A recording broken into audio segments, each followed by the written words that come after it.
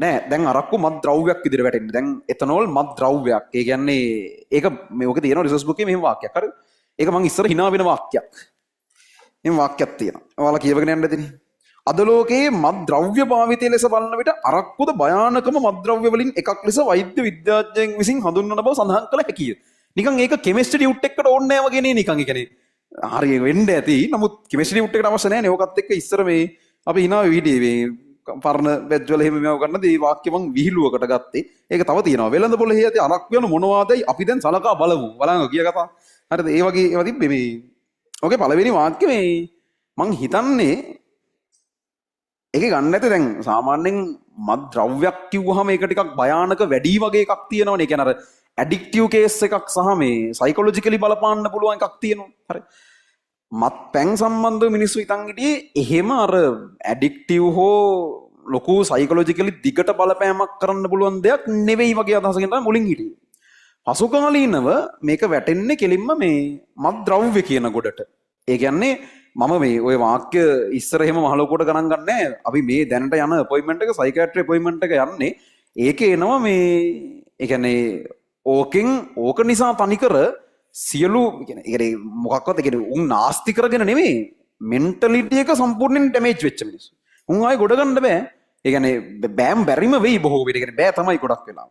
එන සම්පූර්ණයෙන් ඒ කියන්නේ බීලා පිස්සු කියලා නෙමෙයි මං කියන්නේ.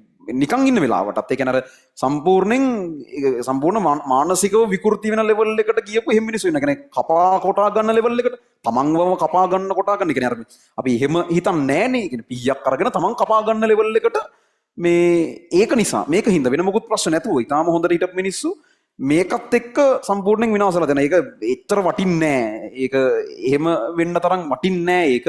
ඒ වගේ මිනිස්සු දැක්කොත් තමයි තේරෙන්නේ. ඉතින් අර මුලින්ම ඕන එකෙක් ඕක මුලින් පටන් ගන්නවා නම් පටන් ගන්න අර පොඩිවට කියලා පටන් අරන් එහෙමනේ ඕක යන්නේ. ගිහිල්ලා අන්තිමේට ඒ නතර වෙන්න පුළුවන් ඛේදවාචකය. ඒ කියන්නේ ඒක මම ඊට අවුරුද්දක් කලින් වෙනකන් මම මේ ඔය කියන වාක්‍ය සම්බන්ධව අපි නිකන් hina වෙලා පාස් කරලා ගියා වගේ එකක් කරේ මේව මොකටද කෙමිස්ට්‍රි පේපර් එක කෙමිස්ට්‍රි ටියුට් එකකට කියලා. පේපර් එක අහන්නේ නැහැ කොහොමත්.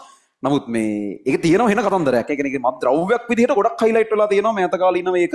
ඒ කියන්නේ අතිශයින් ඇඩික්ටිව් සහ මේ නතර වෙන්න පුළුවන් සයිකොලොජිකලි පර්මනන්ට් විදිහට ඉම්පැක්ට් වෙලා. ඒ කියන්නේ පර්මනන්ට් විදිහටම මුළු ඔක්කොම ටික අවුල් ගිහිල්ලා ආයේ ගොඩ ගන්න බැරි ලෙවල් එකකට. ඒතකොට ඉතින් එහාට මේ මිනිස්සේ පවුලේ තියාගෙන ඉන්න බෑ. එහෙම වුණාම ඉතින් ඔය මොකක් හරි මහා තැන් ගොඩක් නැහැ නේ. ඉතින් නතර කරලා ප්‍රතිකාර ගන්න පුළුවන් තැන් දෙකයිද කොහෙද ලංකාවේ තියෙන්නේ. මේ අරගේ තියෙනවා අංගොඩ ඒක තියෙනවා. ඉතින් ඒ වගේ කොහේ හරි නතර කරලා තියෙන කරනවා වෙන ඔප්ෂන් එකක් නැහැ. ඒක ලොකු අවුලක්. ඒ කියන්නේ ඒක ඇත්තටම භයානකයි. ඒ වගේ මිනිස්සෙක් දැක්කොත් ඒක මොකද්ද කියලා ඔය කියන කාරණාව තේරෙයි. ඒ කියන්නේ එහෙම සම්පූර්ණයෙන් විනාශ වෙලා ගිහිල්ලා ඒ කියන්නේ මේ මිනිසුන් නිකන් ඉදි වෙන ඒවා පේනවා වෙනකොට සද්ද ඇහෙනවා. ඉතින් මොකද්ද කරන්නේ කියන්නේ නිකන් ඉන්න මොකුත් ප්‍රශ්නයක් නැතුව නිකන් ඉදි ඔය හැලුසිනේෂන්ස් කියලා කියන්නේ. ඒ කියන්නේ ඒගොල්ලන්ට ඇහෙනවා තව මිනිස්සෙක් ඇවිල්ලා මොනවා හරි කියනවා වගේ. ඒ කියන්නේ ඒව ලොකු අවුලක් ඈ. ඒ කියන්නේ හිතන්නකෝ අනිත් මිනිස්සුන්ට ඇහෙන්නේ නැති මොකක් හරි සද්ද වගේක් ඔයාගේ ඔළුව ඇහෙනවා. ඒක වෙන කාටවත් ඇහෙන්නෙත් නැහැ. ඒකෙන් බේරෙන්න බෑනේ. දුවන්නද ඒක ඔළුව ඇතුලේ තියෙන්නේ. ඒක සද්ද එනවා කියලා දුවන්න බෑනේ. ඒක මේ අර නිකන් හිතුවම එකපාර පොඩ්ඩක් hina යන විහිළුවක් වගේ වුණාට ඒකට මූණ දෙනේ උන් ඒක මාර භයානකයි ඒක. ඒක ඒ සද්දෙන් බෑ ගැලවෙන්න. ඒක අතිශයින්ම භයානක තත්ත්වයක්. ඒ කියන්නේ ඒ වගේ මිනිහෙක් දැකලා තියෙනවනම් ওই වාක්‍ය කොච්චර සීරියස්ද කියලා තේරෙයි. මම ළඟදි දැක්කා.